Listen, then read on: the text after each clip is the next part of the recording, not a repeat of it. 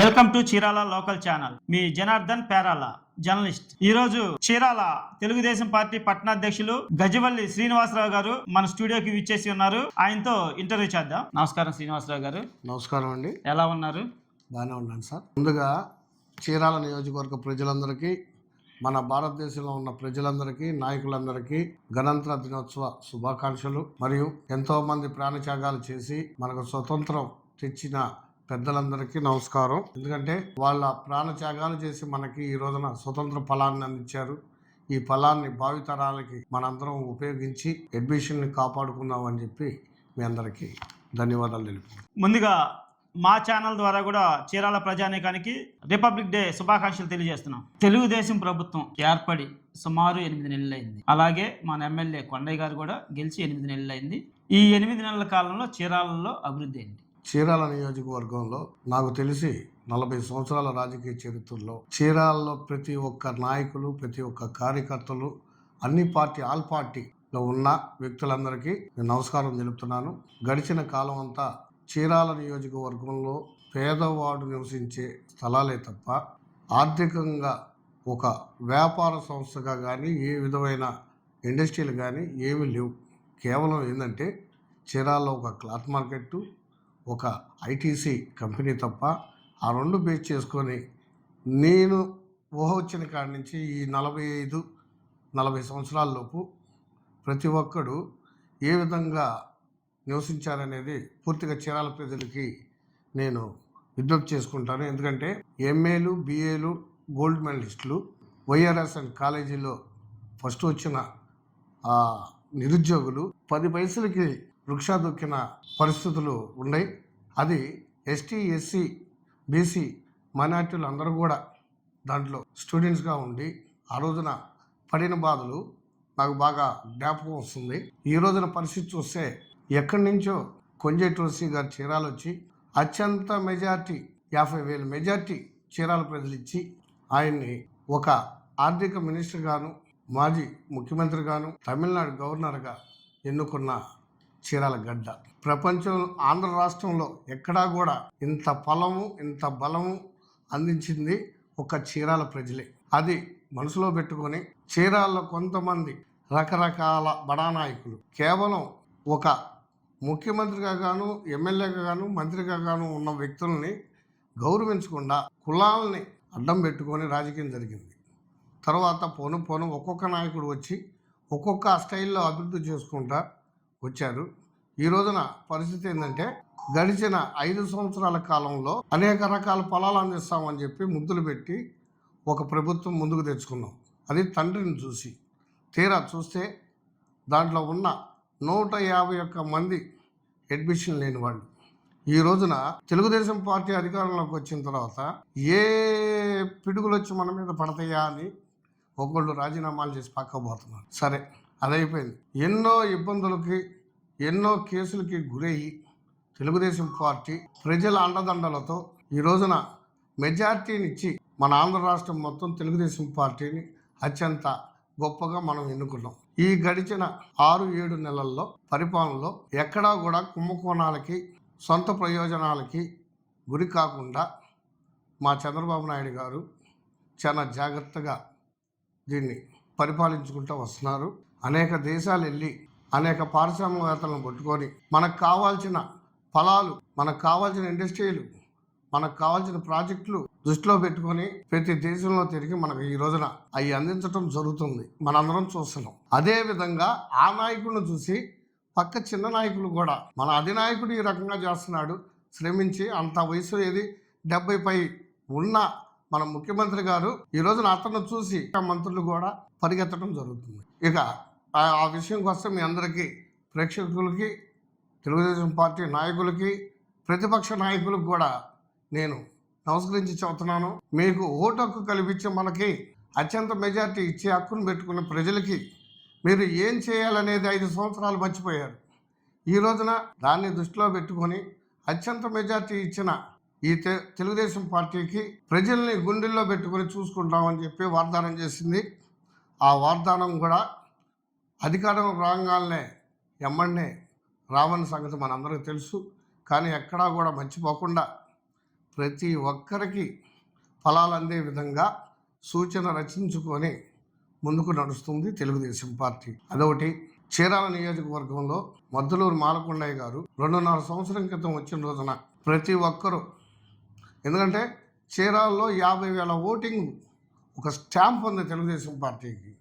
ఇక్కడున్న నాయకులు కుల రాజకీయాలు, వ్యాపార రాజకీయాలు, బియ్యం రాజకీయాలు, ఇసుక రాజకీయాలు చేసి ఇక్కడ బలపడి చీరాల నియోజకవర్గ ప్రజలందరినీ భయభ్రాంతుల్లోకి తీసుకెళ్ళాడు, ఘర్షణ వాతావరణం సృష్టించి. మేము ఒక 2 సంవత్సరాల నుంచి రాజకీయంలో లేకుండా ప్రశాంతంగా నా వరకు నేను వ్యాపారం చేసుకుంటూ ఉంటే మన మద్దులూరు మాలకొండయ్య గారు ఎవరైతే ఉంటారు, ఏ పార్టీ అనేది కాదు, మంచి పరిపాలన అందించే వాళ్ళు ఎవరని చెప్పి మేము భావిస్తాము. దానికి కట్టుబడి కొండయ్య గారు గజవల్లి నువ్వు రాయి అంటే మేము పార్టీలోకి రావడం జరిగింది. సంతోషం.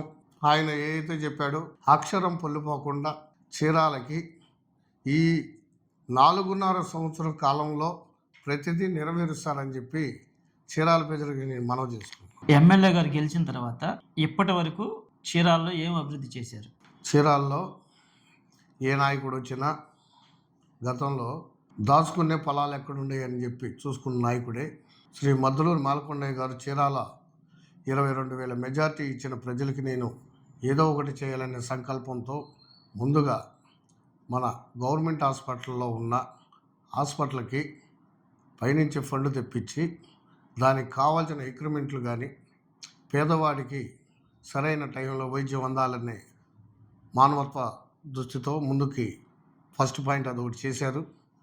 జరుగుతున్నాయి కూడా వర్కులు. కొత్త ఎక్విప్మెంట్లు కూడా సార్ తెప్పిస్తున్నాడు. మొన్న ఫండింగ్ కూడా వస్తే ఆ హాస్పిటల్ యజమానికి వాళ్ళకే అప్పచెప్పి చేసుకోమని చెప్పాడు. నెక్స్ట్ మన దండుబాటు డ్రైనేజీ కారంచేడు గేటు దాటిన తర్వాత గిడ్డాల దగ్గర అక్కడున్న ప్రజలు, సార్ ఇక్కడ నివసించలేకపోతున్నాం సార్, చాలా అసభ్యంగాను, అదొక రకమైన వాతావరణం, వాసన, పిల్లకాయలకి జ్వరాలు జబ్బులు వస్తున్నాయి సార్ అని గెలవక ముందు ఆయనకి విన్నపించుకుంటే ఆయన వెంటనే చర్య తీసుకొని 30 లక్షలు ఫస్ట్ విడత ఆర్ఎంబీ వీళ్ళకి అప్పచెప్పడం జరిగింది. అది మున్సిపాలిటీ పరిధి అయినా కానీ అవి చూడాల్సిన ఆర్ఎంబీ వాళ్ళు అని చెప్పి వాళ్ళు ఎంటర్ అవుతే వాళ్ళకి అప్పచెప్పి ముందు చేయాలని చెప్పి వాళ్ళ అధికారులను మొత్తం ఉఠావుటిగా పిలిచి ఆ రోజున అది జరిగింది, జరుగుతుంది కూడా. అప్పుడు తర్వాత ఈపురిపాలెం,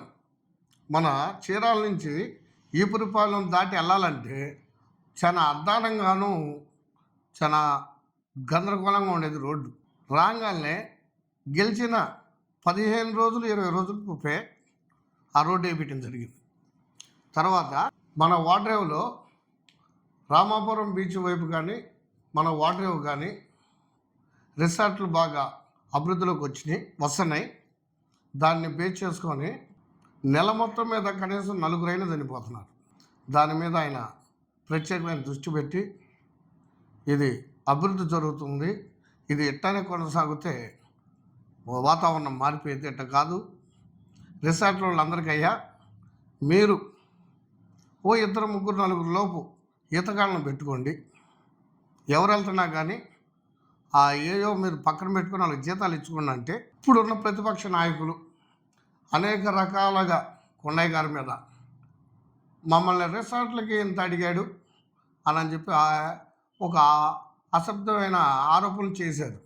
కానీ ఎమ్మడిని ఆయన రిసార్ట్లు మొత్తం ఆపండి, మీరు అసలు ఏం జరుగుతున్నాడా అని హుటాహుటిగా పైనుంచి ఆదేశాలు తీసుకొచ్చి ఆపితే వాళ్ళందరూ ఒక దశకు వచ్చి ప్రతి ఒక్కరు గజయితగాళ్ళను పెట్టుకొని ఈ రోజున ప్రతి ఒక్కరిని దగ్గరుండి సురక్షితంగా బయటికి గైడెన్స్ ఇస్తూ చాలా ఇప్పుడు వరకు ఏ ఇబ్బంది లేదు. గతంలో అయితే 10 సంవత్సరాల నుంచే లెక్కేసుకోండి, 10 సంవత్సరాల నుంచి మన కొండయ్య గారు వచ్చేంత వరకు వారానికి 2, 3 పాపం ప్రాణాలు పోగొట్టుకోవడం జరుగుతుంది గుంటల్లో పడి.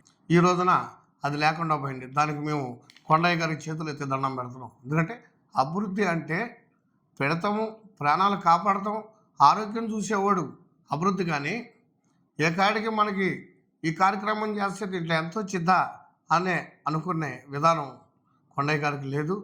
మళ్ళీ ఇంకొకసారి చీరాల ప్రజలకు చెబుతున్నాను, మీరు ఇచ్చిన అవకాశాన్ని ఆయనకి ప్రతిదీ పొల్లిపోకుండా నెరవేరుస్తాడనే విశ్వాసం ఉంది కాబట్టే మీ అందరూ నాకు ఇచ్చిన బలాన్ని నేను ఆయనకి తోబుట్టుగా విజయం చేకూర్చారు. మీరు విజయం చేకూర్చినందుకు మీకు ఇంకోసారి ధన్యవాదాలు తెలుపుకోండి. ఎమ్మెల్యే గారు గెలిచిన 15-20 రోజుల్లోనే ఈవిరిపాలెం రోడ్డు వేశారు. అది వాస్తవమే, మీరు చెప్పింది కరెక్టే. అలాగే వాడరేవు గజేతకాలను పెట్టారు. ఎమ్మెల్యే గారు గెలిచిన కొద్ది రోజుల్లోనే ఆయన మీద ఆరోపణలు కూడా వచ్చినాయి. అవి నిజమేనా లేదా ఆరోపణలు అంటారా? సార్, ఇప్పుడు చీరాల్లో ఏం జరిగిందో మనందరం చూసాం. ఎవరో 2 వర్గాల మధ్యన యుద్ధ వాతావరణం తెచ్చుకొని వాళ్ళు ఇది చేసుకొని ఒక మంచి వ్యక్తికి అవకాశం కల్పించారు ప్రజలు. ఎక్కడా కూడా వీళ్ళిద్దరు చేసిన వాతావరణం కనీసం ఆ దరిదాపులకు కూడా రానివ్వడు కొండయ్య గారు. ఎందుకంటే ఆయన ఒక విద్యా వ్యవస్థాపకుడు. ఇక్కడ ఉన్నవాళ్ళు రౌడీలు, గుండాలు. నాకు తెలిసి గత పాత వాళ్ళు చీరాల్లో అభివృద్ధి పరిపాలన చేశారు, కానీ మనుషులను చంపల. కానీ యువతల మనుషులను చంపిన కేసులు ఉన్నాయి. అది చీరాల ప్రజలందరికీ తెలుసు. కానీ చీరాల్లో పక్కాగా వైసీపీ నాయకులు కానీ మరి వాళ్ళ కార్యకర్తలు కానీ టీడీపీ ఫ్లెక్సీ పెట్టుకోవటానికి ఉత్సపడేలా చేశారు వాళ్ళు ఆ రోజున. ఎందుకంటే నాయకుడు ఇంట్లోంచి బయటికి రాగానే ఎమ్మని తీసుకెళ్ళి పోలీస్ స్టేషన్లో పెట్టి నన్ను 6 సార్లు అరెస్ట్ చేశారు. నేను ఒక ఆదివాసీని, నా పిల్లలు నాకు మనవాళ్ళు 7 మనవాళ్ళు. ఆ పసిపిల్లల పరిస్థితి అర్ధరాత్రి పూట 1 గంటకి 12ంటికి ఏడన్నా ధర్నాలు జరుగుతున్నా, ఏడన్నా మీటింగులు జరుగుతున్నా మా క్యాడర్లో ఉన్న వాళ్ళని మెయిన్ వాళ్ళని తీసుకెళ్ళి జైల్లో పెట్టి ఎంతో ఇబ్బంది చేస్తే చీరాల ప్రజలు అది మనసులో పెట్టుకొని ఇది కరెక్ట్ కాదని చెప్పి మద్దులూరు మాలకొండయ్య గారికి 22,000 మెజార్టీ ఇచ్చారు. ఇక్కడ మేము 10 మంది ఉన్నా 15 మంది ఉన్నా చీరాలకి ఏమైతే ఆయన ప్రమాణం చేశాడో 100కి 200% మేము నెరవేర్చేదాకా మేము నిద్రపోం. అదొకటి. ముఖ్యంగా చీరాలకి గడార స్తంభం సెంటర్ అని ఉంది, బ్రిటిష్ కాలం నుంచి ఉంది. అది దాన్ని విస్తరించి గడియారాన్ని లేకుండా చేశారు. మేము ఫస్ట్ నుంచి కొండయ్య గారు వచ్చినప్పుడు నన్ను అడిగాడు, గజవల్లి గడార స్తంభం సెంటర్లో అంటారు, గడార స్తంభం ఏదయ్యాడా అంటారు. సార్, అది మీతోనే సాధ్యం అని చెప్పి ఇదే సెంటర్లో నేను చెబుతున్నాను సార్. ఇక్కడ ఒక గడార స్తంభం పెట్టించాలి అని అంటే మొన్న కూడా ఎన్టీఆర్ పుట్టినరోజు నాడు వచ్చి సర్వే చేసి గజవల్లి గడార స్తంభం ఏడ కడితే మంచిదని ఆయన ఆలోచించాడు. ఇప్పుడున్న మున్సిపాలిటీలో ఉన్న కౌన్సిలర్లు కానీ వీళ్ళు కానీ దీని మీద దృష్టి పెట్టలేదు. మరి ఏంటంటే నెక్స్ట్ మున్సిపాలిటీ ఎలక్షన్ అయిన తర్వాత సార్ దీన్ని ముందుగా ప్రతిపాదించి చీరాల గడార స్తంభం ఉండాలి సార్. ఓకే అన్నాడు. ఖచ్చితంగా కట్టిస్తానన్నాడు. అనేక పేదలకి ఇళ్ల స్థలాలు మరియు మొన్న సీఎం రిలీఫ్ ఫండ్ కింద 1.5 పైనే చీరాల ప్రజలకు ఆరోగ్యం రీత్యా ఆయన పంచడం జరిగింది. ప్రతి ఆపరేషన్కి 3 లక్షలు ఖర్చు అవుతే దాంట్లో 80% అమౌంట్ తెప్పించి అతని చేతుల మీదగానే ఆ పేద ఉన్న మధ్యతరగత అనే కాకుండా ఇతను ఇబ్బంది పడి ఈ ఆపరేషన్ చేయించుకున్నాడనే మానవత్వ భావంతో పైకి పంపించి వాళ్ళకి ఆ ఫలాలను ఇచ్చాడు. దానికి ముందుగా చేతులెత్తి దండం పెట్టాలి. ఎందుకంటే గత ప్రభుత్వంలో ఎప్పుడు మేము అంత ఫండింగ్ ఇచ్చింది చూడాల. ఆయన కొండయ్య గారు ఒకటే చెబుతారు, చీరాల పేద ప్రజలు నివసించే స్థలం సీను ఎక్కువగా నేను ఎక్కడో చూశానో ఏదో ఒక ఉద్యోగం చేసుకుంటూ ఉంటారు. ఈడ ఏముందయ్యా, వెళ్తే పార పనికి వెళ్ళాలి లేదా ఇటుకరాల పనికి వెళ్ళాలి, ఇట్లా మాసు పనులే కానీ ఒక ఉన్నతమైన ఒక 50,000 రూపాయల జీతం వచ్చే పరిశ్రమలు ఏమి లేవు. చీరాలకై కల్పిద్దామని నాతో గతంలో అన్ని ఉన్నారు. ఇవన్నీ కొండయ్య గారు 100కి 100 పాళ్ళు దీన్ని విజయవంతంగా చేస్తారని చెప్పి మాకు చాలా నమ్మకం ఉంది.